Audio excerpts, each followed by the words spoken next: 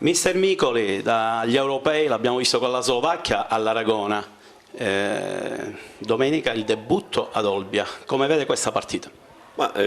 Sono particolarmente contento del periodo che abbiamo svolto, quindi vado con estrema fiducia per affrontare questa partita a Olbia. Che squadra sarà l'Aragona di quest'anno? Diciamo che è una squadra in fieri, una squadra in formazione, in continuo miglioramento e vista anche l'età giovane di molti atlete, sicuramente con l'impegno questi miglioramenti ci saranno. Baseremo molto sul discorso di attacco anche da situazioni difensive o ricezioni magari non proprio perfette, quindi baseremo molto su questo.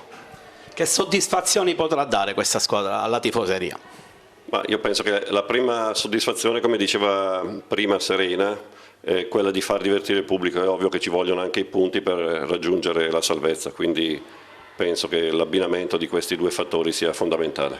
Che squadra è Olbia? Olbia allora, è una squadra molto fisicamente dotata, diciamo, con molti centimetri, quindi dovremo stare attenti a non cascare nel loro muro, ecco, soprattutto.